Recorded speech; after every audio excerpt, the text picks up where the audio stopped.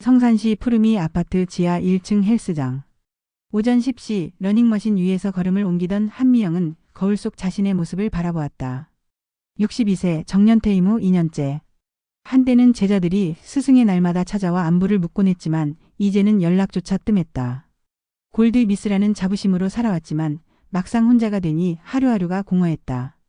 아이고 힘들어. 미영은 러닝머신을 멈추고 물을 마셨다. 유튜브를 보며 혼자 따라한 운동법이 서툴러서 벌써 숨이 찼다. 그때 옆 기구에서 웨이트 트레이닝을 하던 남자가 눈에 들어왔다.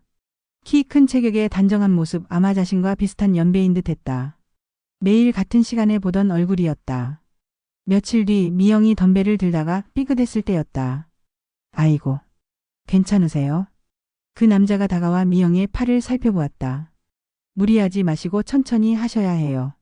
처음엔 가벼운 것부터 시작하는 게 좋습니다. 감사합니다. 혼자 하다 보니 잘 모르겠더라고요. 제가 도와드릴까요? 저도 혼자 운동하는데 함께 하면 더 재미있을 것 같아서요. 그렇게 박종현과 한미영의 만남이 시작되었다. 오늘도 10시에 오셨네요. 일주일째 같은 시간에 만나며 함께 운동을 하게 된 두 사람. 종현은 미영에게 올바른 운동법을 알려주었고 미영은 그의 친절함에 마음이 열렸다. 제가 회사 다닐 때 스트레스 해소용으로 시작한 운동인데 이제는 습관이 됐어요. 회사요? 어떤 일 하셨어요? 한국산업에서 임원 생활했었죠. 작년에 퇴직했습니다. 미영 씨는 뭘 하셨어요? 국어 선생님이었어요. 성산고등학교에서 35년 근무하고 정년 퇴임했죠. 두 사람은 운동을 마친 후 아파트 벤치에 앉아 이야기를 나누었다. 서로 비슷한 처지였다. 오랜 직장 생활을 마치고 새로운 삶을 찾아가는 중이었다. 어느 날 종현이 단백질 음료 2개를 들고 왔다. 이거 운동 후에 마시면 좋아요. 하나 드세요. 아, 고맙습니다. 맨날 얻어먹기만 해서 미안해요. 미영은 며칠 고민하다가 용기를 냈다. 종현 씨, 시간 되시면 저희 집에서 점심 드실래요? 씻고 저희 집으로 오실래요? 미영의 집은 아담하지만 정갈했다. 책으로 가득한 서재, 화분들로 장식된 거실. 종현은 집 안 곳곳을 둘러보며 감탄했다. 정말 예쁜 집이네요. 혼자 사시기엔 너무 넓지 않나요? 원래는 어머니와 함께 살았는데 5년 전에 돌아가셔서요. 이제는 혼자예요. 미영이 차린 식탁엔 된장찌개, 생선구이, 나물 반찬들이 정성스럽게 놓여 있었다. 우와, 이렇게 맛있게 차려주시고. 집밥이 이렇게 그리웠나 봐요. 종현 씨는 가족이 계시지 않아요? 종현의 표정이 잠시 어두워졌다. 아내는 3년 전에 암으로 세상을 떠났고 아들, 딸은 각자 바빠서 자주 못 봐요. 아들은 회계사고 딸은 간호사인데 다들 자기 일로 바쁘죠. 그러셨구나. 많이 외로우셨을 텐데. 그런데 미영 씨를 만나고 나서는 하루하루가 기다려져요. 두 사람의 눈이 마주쳤다. 오랜만에 느끼는 따뜻한 감정이었다. 식사를 마치고 차를 마시며 이야기를 나누던 중 종현이 조심스럽게 말했다. 미영 씨, 이런 말씀 드려도 될까요? 당신과 함께 있으면 마음이 정말 편해요. 저도 그래요. 오랫동안 잊고 있던 감정인 것 같아요. 종현이 미영의 손을 살짝 잡았다. 미영은 손을 빼지 않았다. 두 사람은 서로를 바라보며 천천히 얼굴을 가까이 했다. 그리고 조심스럽고 따뜻한 키스가 이어졌다. 젊은 시절의 열정적인 것과는 다른 깊고 진중한 마음이 담긴 키스였다. 미영 씨, 이 나이에도 이런 마음이 드는구나 싶어요. 두 사람은 부끄러워하면서도 행복한 미소를 지었다. 그날 이후 두 사람은 더 자주 만나게 되었다. 함께 운동하고 함께 식사하며 서로에게 의지가 되어갔다. 아버지, 요즘 부쩍 밝아지셨네요. 일요일 아들 준호가 아내 수진, 딸 서영과 함께 종현을 찾아왔다.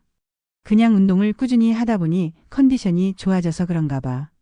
혹시 누구 만나시는 분 있으신 건 아니에요? 수진이 날카롭게 물었다. 준호가 아내를 말렸다. 여보, 그런 말 하지 마. 왜? 아버님도 이제 새로운 인연을 만나실 수 있는 거 아니야? 종현이 잠시 망설이다가 말했다. 사실 헬스장에서 알게 된 분이 한 분 계시긴 해. 좋은 분이야. 준호와 수진의 표정이 동시에 굳어졌다. 어떤 분이신데요? 전직 선생님이고 혼자 살아. 나이도 나랑 비슷하고.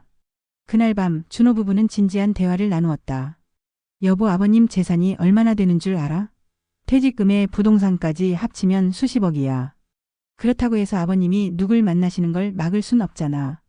만약 그 여자가 재산을 노리고 접근한 거라면 서연이 교육비며 우리 집 대출이며. 생각해봐. 한편 간호사인 딸 지연도 아버지의 변화를 눈치채고 있었다. 미영과 종현은 성산시 근처 소나무 공원을 함께 산책하고 있었다. 봄날이 따스한 햇살 아래서 두 사람은 자연스럽게 손을 잡았다. 미영 씨, 이 나이에 이런 감정을 느낄 줄 몰랐어요. 저도 마찬가지예요. 혼자 살면서 이제 사랑 같은 건 다 끝났다고 생각했는데. 그때 종현이 갑자기 가슴을 움켜잡으며 쓰러재다.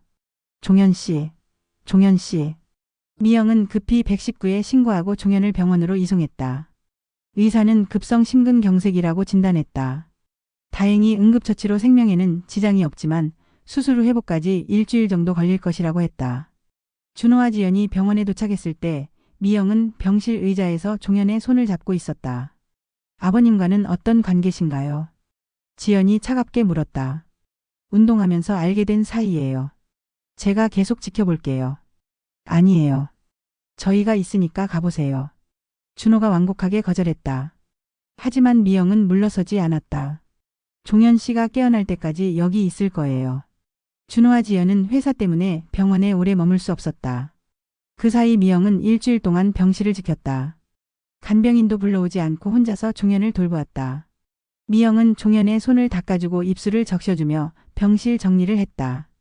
밤새 의자에서 잠을 자면서도 종현의 상태를 살폈다. 종현 씨, 빨리 일어나요. 제가 된장찌개 끓여드릴게요. 일주일째 되는 날 오후 종현이 눈을 떴다.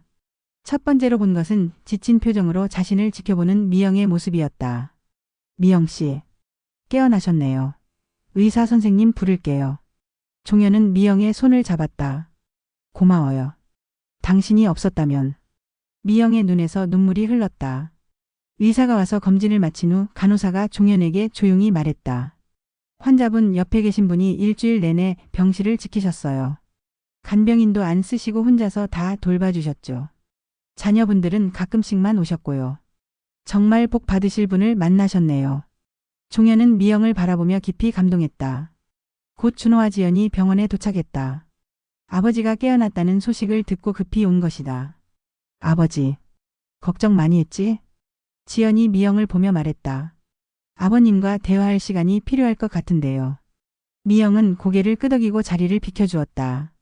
미영이 나간 후 준호와 지연은 아버지와 진지한 대화를 시작했다.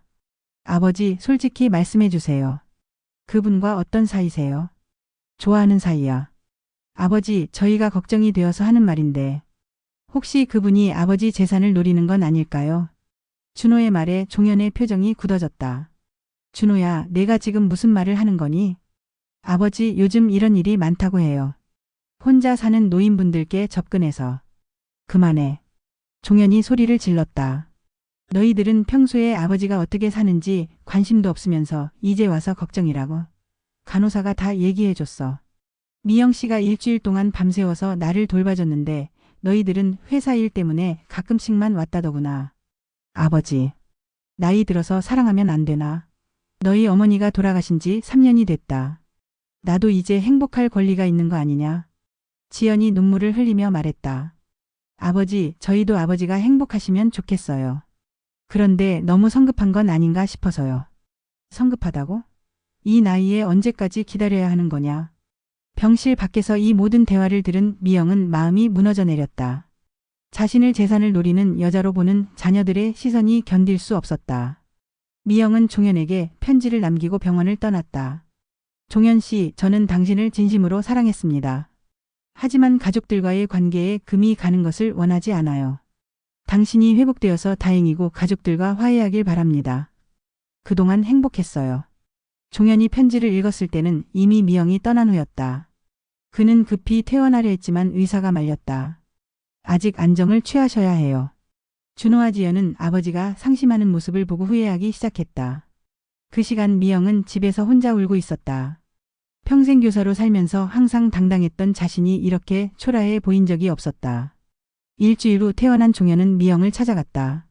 하지만 미영은 문을 열어주지 않았다. 미영 씨, 나야. 문 좀 열어줘. 가세요. 우리 이제 만나지 맙시다. 아니야. 나는 당신이 필요해. 당신 없으면 안 돼. 종현은 문 앞에서 하루 종일 기다렸다. 결국 미영이 문을 열었다. 종현 씨, 가족들이 반대하는데 무슨 소용이에요?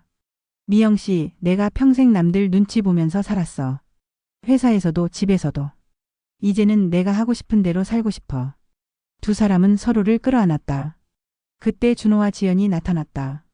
그들은 미영의 집 앞에서 하루 종일 기다리는 아버지의 모습을 보고 마음을 바꾼 것이었다. 아버님, 미영 선생님. 준호야. 아버님, 죄송해요. 저희가 너무 편견을 가지고 있었어요. 지연도 고개를 숙였다. 미영 선생님, 아버님을 돌봐주셔서 감사해요. 저희가 할 일을 대신 해주셨는데. 미영이 눈물을 흘렸다. 아니에요. 제가 종현 씨를 사랑하는 마음이 진짜라는 걸 보여드리고 싶었을 뿐이에요. 6개월 후 성산시청 혼인신고서를 제출하러 가는 종현과 미영. 두 사람은 소박하지만 따뜻한 결혼식을 올렸다.